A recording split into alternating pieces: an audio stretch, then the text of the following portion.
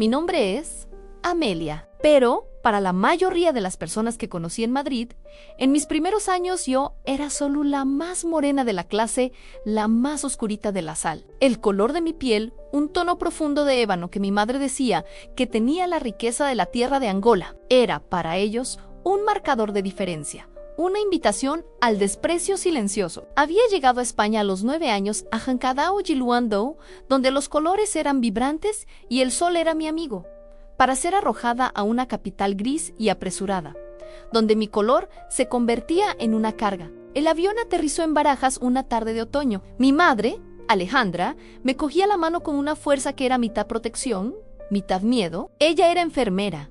Había venido con un visado de trabajo estricto, movida por una única y desesperada esperanza, darme un futuro que su tierra, aún en recuperación de sus propias heridas, no podía ofrecer. Ella siempre dijo que la inmigración era como un parto inverso.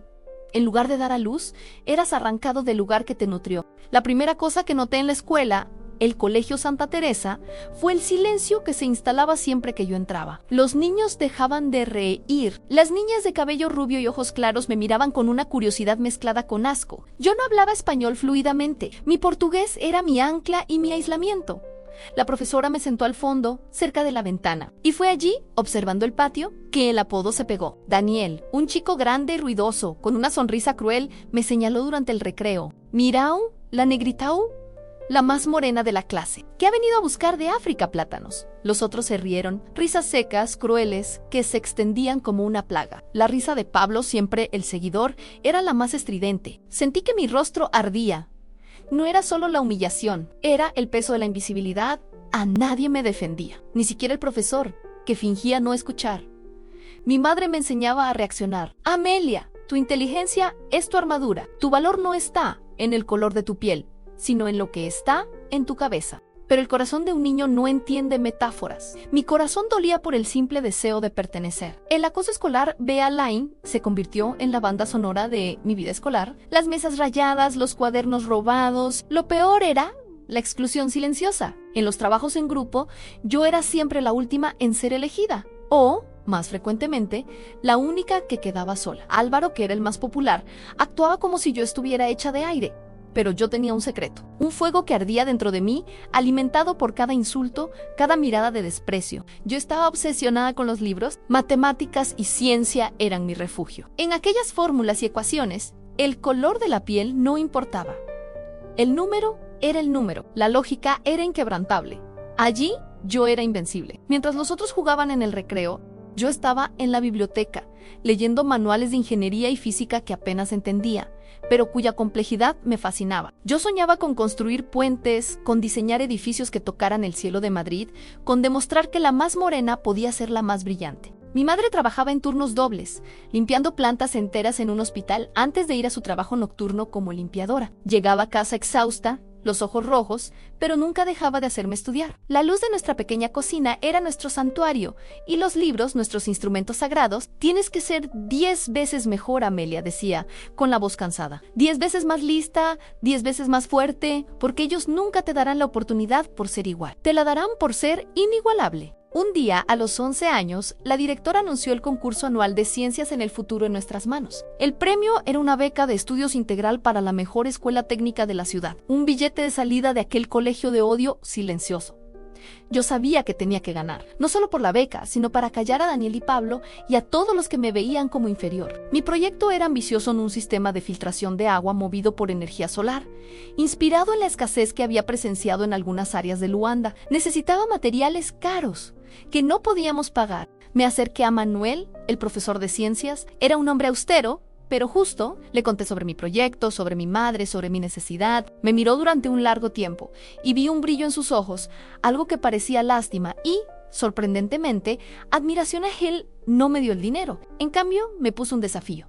Te daré acceso al laboratorio. Pero tienes que demostrar tu competencia, Amelia. Quiero que resuelvas un problema que ni siquiera mis alumnos mayo res han podido en el desafío. Era complejo, involucrando cálculos vectoriales avanzados para optimizar el ángulo de un panel solar. Pasé 3 noches sin dormir, bajo la luz de la cocina, dibujando y rehaciendo los cálculos. A la mañana siguiente, entregué la solución. No solo la respuesta, sino 3 métodos diferentes para alcanzarla.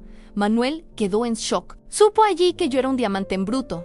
Me dio las llaves del laboratorio. A partir de ese día, la escuela se sintió diferente. Mientras yo montaba mi prototipo en el laboratorio, yo era invencible. Pero la envidia y el prejuicio no desaparecen, solo cambian de forma. Adrián, un chico inteligente y creído, que era el favorito para ganar, comenzó a boicotearme. Robaba mis herramientas, cambiaba las etiquetas de los productos químicos. Él no podía aceptar que la negrita fuera a amenazar su podio. Su arrogancia era su defecto, y yo sabía que mi paciencia sería mi arma. Llegó el día del concurso. La audiencia estaba llena de padres y alumnos. Sentí un escalofrío en el estómago. Mi madre estaba allí, por primera vez, con su uniforme de enfermera limpio y planchado, los ojos brillando de orgullo. Adrián presentó su proyecto, algo sobre robótica, y recibió aplausos cálidos. Él me sonrió con una mirada de desprecio. Llegó mi turno. Subí al escenario. El silencio volvió pesado, diferente al de antes. Era ahora un silencio de expectación, mezclado con escepticismo. Empecé a hablar, no en portugués, no en español vacilante, sino con una voz clara, elocuente y apasionada, explicando la crisis hídrica y la elegancia matemática de mi solución solar. Encendí mi prototipo, el Iaguau Sushiao, recogida de un río cercano, comenzó a burbujear y a salir del otro lado, cristalina y pura, alimentada solo por la luz de un reflector. La audiencia se quedó en silencio por un momento, y entonces estalló en aplausos verdaderos. Manuel sonreía, gané la beca. Era mía. Y en ese día, ya no era la más morena de la clase. Yo era Amelia, la genio. El futuro se abrió. A los 14 años, entré en el Instituto Politécnico de Ingeniería Civil Anallí. El color de mi piel era irrelevante. Lo que importaba era la capacidad de resolver problemas, de construir puentes, no solo de cemento, sino entre culturas. Me convertí en la pupila del profesor Esteban, una leyenda de la ingeniería. Él me vio no solo como una alumna talentosa, sino como la personificación del futuro, un puente entre África y Europa. Me dio la oportunidad de viajar con él para estudiar infraestructura en países en desarrollo. Y fue en uno de esos viajes, a los 16 años, que el primer gran gatillo de curiosidad de mi vida se activó. Algo que haría que mi pasado y mi futuro colisionaran. Estábamos en Angola, en mi tierra natal, trabajando en un proyecto de vivienda social. Yo estaba emocionada. Al analizar los registros de donaciones para el proyecto, encontré un nombre que me hizo dejar de respirar, Leo, y al lado una cantidad astronómica suficiente para financiar la mitad del proyecto. Una donación anónima, pero gestionada por un fondo que reconocí de inmediato. Era el fondo de inversiones de uno de los hombres más ricos y discretos de España, conocido solo por sus iniciales A&A. ¿Quién era Leo? ¿Y por qué alguien tan rico haría una donación tan gigantesca y anónima para un proyecto en mi ciudad natal, Luanda? La duda me atormentó. Empecé a investigar discretamente. Descubrí que Leo no era el nombre del donante, sino el de una persona desaparecida, alguien que había desaparecido misteriosamente años antes. Mi curiosidad de ingeniera me llevó a buscar el archivo de registro del fondo A&D. Era una tarea casi imposible, pero utilicé mis habilidades de lógica y las debilidades de seguridad de sistemas de información que había aprendido con el profesor Esteban. Lo conseguí. Y lo que descubrí no era sobre donaciones o dinero, era sobre mi pasado. El fondo A&D era de Alejandro Durán, el magnate de la construcción, y Leo era su hijo, desaparecido desde que Alejandro se separó de su esposa. Hacía 10 años. ¿10 años? ¿El mismo periodo en que yo había llegado a España? ¿Por qué el magnate usaría el nombre de su hijo desaparecido para hacer una donación en mi ciudad? ¿Esto era solo coincidencia? Mi Amelia lógica intentó convencerme de que sí, pero mi intuición decía que había algo mucho más grande. La investigación me llevó a un archivo sellado, un registro antiguo del hospital donde mi madre trabajaba. Luché para conseguir acceso usando la credencial del profesor Esteban y encontré el historial médico. No era de mi madre. Era de un paciente que había sido internado por un breve periodo, años atrás, con heridas graves, antes de ser transferido fuera de la ciudad. Su nombre era Adrián Durán, el hijo del magnate, el mismo chico que me boicoteaba en la escuela. Pero había una nota En el historial escrita o a mano, una observación sobre la condición de la madre que lo acompañaba. El nombre de ella, Alejandra, mi madre yo no entendía. Mi madre estaba trabajando como limpiadora. ¿Por qué estaría ella acompañando al hijo de un magnate en un hospital? ¿Y por qué ese chico se llamaba Adrián? Volví a mirar el registro de donación en el dinero donado en nombre de León Alejandro Durán a mi madre. Estaba a punto de descubrir que mi éxito no era solo fruto de mi esfuerzo, sino que estaba intrínsecamente ligado a un secreto de familia, una red de favores y sacrificios que mi madre había hecho y que yo nunca supe, y que el odio de Adrián en la escuela no era solo prejuicio, sino el reflejo de un drama familiar mucho más profundo que nos unía. Mi jornada de superación estaba a punto de convertirse en una jornada de revelación. Si esta historia te ha emocionado hasta aquí, suscríbete al canal y no te pierdas los próximos capítulos de esta saga. Dime, ¿desde dónde acompañas esta emocionante historia? Déjalo en los comentarios. El dossier que encontré vinculando al magnate Alejandro Durán con mi madre. Alejandra era un veneno lento que comenzó a corroer la base de mi realidad. Yo, Amelia, la chica que creía que su éxito era puramente meritocrático, estaba ahora confrontada con la posibilidad de que mi destino estuviera entrelazado a un secreto de familia rico y poderoso. Yo era una ingeniera, una mujer de lógica, pero aquel misterio desafiaba toda mi razón. Dejé Luanda con la cabeza a mil. El viaje de vuelta a Madrid fue el más largo de mi vida. Repasaba las piezas en el nombre Leo, en el registro de donación, el historial médico en el hospital, con el nombre Adrián Durán y la firma de mi madre y el odio visceral que Adrián, mi compañero de escuela, sentía por mí. Tenía que enfrentar a mi madre. Llegué a casa tarde por la noche. Ella estaba, como siempre, lavando su uniforme de enfermera. El olor a lejía y jabón era el olor de mi seguridad. «Mamá, ¿quién es Leo?», pregunté directamente. Sin rodeos, ella se estremeció. Sus manos, que frotaban la tela con ritmo incansable, se detuvieron. Me miró con una mirada que mezclaba pánico y una resignación profunda. «¿Por qué preguntas eso, Amelia?». Su voz era baja, casi un susurro. No retrocedí. Puse el registro del hospital sobre la mesa de la cocina. La luz amarilla de la lámpara incidió sobre el nombre Adrián Durán y el de ella, Alejandra. «¿Qué pasó, mamá? En aquel hospital, ¿quién es este chico? ¿Y quién es Alejandro Durán?». Alejandra se sentó. Ya no tenía fuerzas para luchar contra la verdad. Comenzó a contar la historia, y cada palabra era un ladrillo que caía de mi muro de certezas. Mi madre había sido la enfermera particular de Leo Durán, el hijo menor de Alejandro, años antes. El niño tenía una enfermedad rara y degenerativa. Su hermano mayor, Adrián, era la única esperanza, ya que era compatible para un trasplante. Pero Adrián, él era un niño difícil, resentido por la atención dada a su hermano enfermo. El magnate Alejandro Durán era un hombre poderoso, pero ausente. Su esposa, consumida por el luto anticipado, se había distanciado. Mi madre fue contratada no solo como enfermera, sino como la única presencia estable en aquella casa de cristal y mármol. Leo era un ángel, narró la voz embargada, pero solo me tenía a mí, Adrián. Él me odiaba mi presencia, mi piel, mi acento. Veía en mí a la persona que robaba el amor de su madre y de su padre, que estaban enfocados en salvar a León. Un día, la tragedia. Adrián, en un acceso de celos infantil y destructivo, empujó a Leo por unas escaleras. Fue un accidente, pero las consecuencias fueron terribles. Leo no sobrevivió. Adrián quedó en shock, internado con heridas y una culpa aplastante. Mi madre, la única que vio todo, fue la única en proteger a Adrián. Ella manipuló el registro del hospital diciendo que Leo había caído solo. Salvó el futuro de Adrián de la cárcel o de un colapso psicológico irreversible. A cambio, Alejandro Durán, en su luto, hizo una promesa. Sabía que mi madre lo había salvado de la ruina total, de haber perdido a sus 2 hijos públicamente. Uno por accidente, el otro por la culpa. «Me dio dinero, Amelia. Mucho dinero», confesó, los ojos llenos de vergüenza. «Suficiente para pagar tus estudios, para sacarte de la pobreza. Pero yo solo acepté con una condición: que él usara ese dinero para financiar proyectos sociales en mi tierra, en Angola, para honrar a Leo, el ángel que se fue a mi éxito». Mi billete de salida de la miseria no era solo mi esfuerzo, era el fruto de un pacto, un soborno de silencio, un intercambio de sacrificios para proteger el nombre de Adrián. ¿Y por qué nunca lo supe? Pregunté porque yo quería que tu éxito fuera tuyo, Amelia. Que la más morena de la clase no fuera un proyecto de caridad, sino una fuerza de la naturaleza. Quería que tu inteligencia fuera el único color que importara. Y, principalmente, no quería que el odio de Adrián te alcanzara. A la verdad, era un peso insoportable. Mi madre, la mujer que yo admiraba, había vendido su silencio para comprarme un futuro.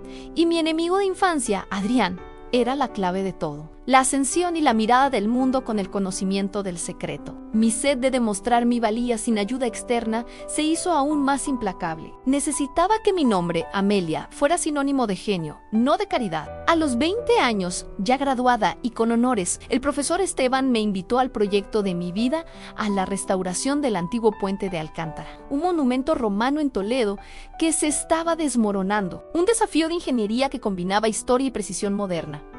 El proyecto era una pesadilla logística. La estructura era delicada, el tiempo era escaso y la financiación estaba bajo escrutinio público. Mi trabajo era liderar el equipo de análisis estructural, usando sensores y modelado 3D para diagnosticar la enfermedad del puente. Y fue ahí donde el mundo me vio. La televisión estatal española, la Canal Hispánico, decidió hacer una serie documental sobre el proyecto llamada Arquitectos del Tiempo. Yo era el personaje principal, a la joven ingeniera inmigrante Giangolal liderando el rescate de un icono de la historia española. Yo dudaba en aparecer en la televisión, odiaba los focos on, pero el profesor Esteban me convenció. Amelia, esto no es sobre ti. Es sobre inspiración. La más morena de la clase salvando el patrimonio de la nación es una historia que debe ser contada a las cámaras. Me siguieron. En Toledo, la ciudad histórica de 3 culturas, mi trabajo era físico e intelectual. Pasaba horas colgada de andamios sobre el río Tajo, explicando la complejidad de la piedra romana, las fallas estructurales, la fusión de métodos antiguos y nuevos. Mi reconocimiento en la televisión fue instantáneo y explosivo. Mi inteligencia, mi elocuencia y el contraste entre mi historia de origen y mi papel de salvar el patrimonio español capturaron al público. Me convertí en un fenómeno mediático. El titular destacado era siempre el mismo: de Angola a la arquitecta del tiempo, la historia de Amelia. Recibía cartas de niños inmigrantes diciendo que yo era su esperanza. Amelia, la más morena, era ahora un faro. Mi madre lloraba de orgullo, viendo su sacrificio florecer públicamente por fin. El regreso de la sombra, el éxito, sin embargo, vino con la sombra del pasado. El magnate Alejandro Durán, el padre de Leo y Adrián, me buscó, no con rabia, sino con una extraña admiración. Me encontró en una conferencia de prensa sobre el puente. Era un hombre alto, cansado, pero con el peso del poder innegable. «Has hecho un buen trabajo», Amelia dijo, con la voz grave. «Mi dinero no te hizo tonta, al contrario, ambolaste y tu éxito». Honra la memoria de Leo Anme reveló un nuevo misterio. El fondo de donación que había encontrado el Adón no era solo para donaciones, era la fachada de una organización secreta que Alejandro había montado, usando su influencia y dinero para investigar la causa de la enfermedad de Leo y encontrar una cura no para su hijo, sino para otros niños. Estaba tratando de convertir su luto en legado. «Tú eres el tipo de inteligencia que necesito ahora», me dijo. «Quiero que vengas a trabajar conmigo, no en la construcción, sino en una fundación que usa la ingeniería y la tecnología para el bien social en Angola y en España. Es mi pago final a tu madre, y tu oportunidad de moldear el futuro. La propuesta era tentadora, a fondos ilimitados, poder de decisión y la oportunidad de construir algo realmente grande. Vi la posibilidad de usar el dinero de la deuda de silencio para transformarlo en algo que salvara la vida de otros niños. Pero había un obstáculo: Adrián, mi antiguo verdugo. El genio de la escuela que me despreciaba también se había graduado en ingeniería, pero sin el brillo que me acompañaba. Ahora estaba trabajando para su padre, Alejandro, y era el único hijo restante en la estructura de poder. Adrián, al ver mi rostro en televisión y saber de la propuesta de su padre, se puso furioso. Su odio se reavivó, más intenso que nunca. Su envidia ya no era infantil, era profesional y tóxica. Me llamó. «No sé lo que tu madre le hizo a mi padre, Morena, pero te lo juro, no vas a tocar mi legado. El nombre Durán es mío. Eres una inmigrante de Angola, una parásita, y voy a exponerte. Voy a mostrar a todos el pacto sucio que te trajo hasta aquí». La amenaza era real. La exposición pública del secreto de mi madre destruiría su reputación, mi credibilidad y, lo peor, podría revivir el trauma en Adrián, que yo sabía que estaba al borde de un colapso emocional. Estaba atrapada. Aceptar la propuesta de Alejandro significaba trabajar codo con mi enemigo. Rechazar significaba renunciar a la oportunidad de hacer un cambio real y correr el riesgo de que el secreto fuera expuesto. Pero la Amelia, forjada en el fuego del prejuicio, tenía una estrategia. Aceptaría el desafío, pero transformaría la confrontación en cooperación. Usaría mi lógica para desmantelar la rabia de Adrián. Mi primera misión en la nueva fundación, bautizada en memoria de Leo, sería en Angola. El profesor Esteban me dio la noticia. El proyecto era la construcción de una nueva planta de energía limpia en las afueras de Luanda, un proyecto que cambiaría el panorama energético de mi tierra natal. Y mi codirector sería Adrián Durán. En el destino se estaba riendo de mí. La más morena de la clase volvería a casa no en Bejotao, sino como líder de un proyecto multimillonario, y se llevaría consigo a su mayo enemigo. El destino era un círculo perfecto de ironía. Yo, Amelia, la más morena de la clase, estaba de vuelta en Luanda, mi ciudad natal, como codirectora de un proyecto de ingeniería de miles de millones de euros financiado por la familia que había comprado el silencio de mi madre. Y a mi lado estaba Adrián Durán, mi verdugo, el heredero resentido, forzado a cooperar conmigo. El proyecto era la planta de energía limpia Kwanza Sustentable, una infraestructura gigantesca para abastecer a miles de hogares angoleños. La oficina de campo era una fortaleza de cristal y hormigón cerca de la costa, un mundo de privilegio plantado en suelo africano. La rivalidad con Adrián era un campo minado diario. Él intentaba sabotearme en pequeñas cosas, retrasando informes, cuestionando mis decisiones técnicas delante de los ingenieros. Su envidia no estaba disimulada, era tóxica y profesional. No podía aceptar que una mujer africana fuera superior a él en inteligencia y liderazgo. Tu única ventaja es que papá te encuentra exótica, Amelia. Me siseó una tarde en la sala de reuniones, mientras yo revisaba el diagrama estructural. Nadie aquí cree que conseguiste este proyecto por mérito, no es caridad. La caridad de la culpa de mi padre lo encaré en la rabia, era inútil. Yo usé la lógica, mi ventaja es que mis cálculos ahorraron un 15% del coste del acero en la fase inicial, Adrián. Y tu única contribución fue intentar esconder mi propuesta para que tu error de medición no fuera notado. El color que me trajo aquí es el de la competencia, no el de la piel. Lo acorralé con datos y él retrocedió humillado. Pero yo sabía que estaba esperando el momento justo para derribarme. Mi estrategia era clara en usar el proyecto para forzar una reconciliación, pero no por perdón, sino por necesidad profesional. Lo coloqué en posiciones de liderazgo, donde su fracaso sería el fracaso del proyecto. Él me necesitaba para tener éxito. Durante una inspección de campo en el lugar de la turbina principal, un área peligrosamente inestable debido a las lluvias, el suelo cedió. Yo estaba en el borde, pero Adrián estaba más cerca del derrumbe. En un instante de puro instinto, lo jalé hacia atrás, salvándolo de una caída grave. Se quedó pálido, en shock, no dio las gracias, pero la barrera entre nosotros se resquebrajó. Esa noche, me buscó en mi oficina. No podía mirarme a los ojos. ¿Por qué lo hiciste?, preguntó con la voz débil. Porque soy una ingeniera, Amelia, y mi prioridad es proteger la estructura, y la estructura incluye a mis codirectores, respondí fríamente. Y porque sé lo que sucede cuando alguien de tu familia se lastima. Vi lo que sucedió con Leo. El nombre Leo lo golpeó como un tiro, se desmoronó. Vinieron lágrimas de años de culpa. Me confesó lo que yo ya sabía: los celos, el empujón, la muerte accidental de su hermano. Me preguntó si mi madre lo había condenado. Mi madre te salvó, Adrián, dije. Te protegió de la policía, de la vergüenza pública y de la culpa abrumadora.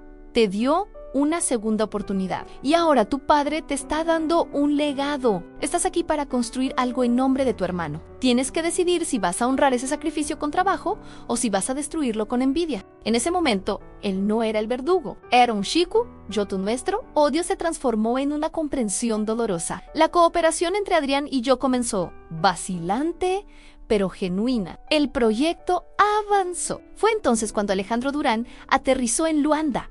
Nos convocó a una reunión privada y final. Había vendido gran parte de sus acciones en la constructora para inyectar más fondos en el proyecto y en la Fundación Leo Durán. ¿Qué está haciendo, padre?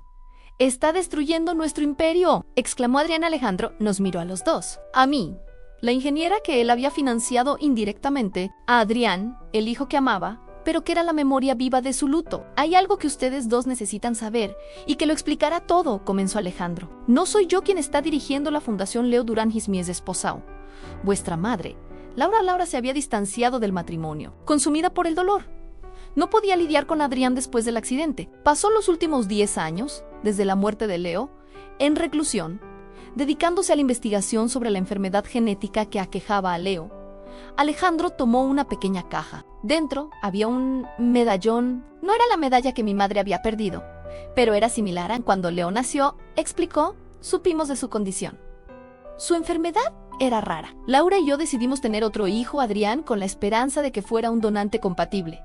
No por amor, sino por necesidad. Adrián sintió esa falta de amor, y fue mi fallo. A mi única oportunidad de salvar a Leo era forzar el trasplante. Continuó Alejandro, con la voz embargada, pero mi esposa se negó a arriesgar la vida de Adrián por un trasplante que tenía solo un 50% de posibilidades de éxito. Amenacé con quitarle a Adrián, obligarla a aceptar. Ella me dejó. Se fue a un hospital aislado, llevándose a Leo consigo, y juró destruirme si intentaba tocar a Adrián. El silencio era total. Yo había perdido a mi hijo enfermo y estaba perdiendo a mi hijo sano. Fue entonces cuando tu madre, Alejandra, entró en mi vida, Amelia. Ella era la enfermera de León, vio lo que estaba sucediendo. Me confrontó: tu dinero no salvará a tu hijo de la muerte, pero puede salvar a tu hijo vivo de la culpa y el odio. Mi madre no había vendido su silencio por dinero. Había negociado mi seguridad por un precio mucho más alto a la paz mental de Alejandro. La donación a Angola fue una forma de Alejandra de obligarme a honrar el sacrificio de Laura, mi ex esposa, que quería que yo usara el dinero para ayudar a África, que era la tierra que Alejandra más amaba. Alejandra usó su influencia no por ganancia, sino para obligarnos a hacer el bien.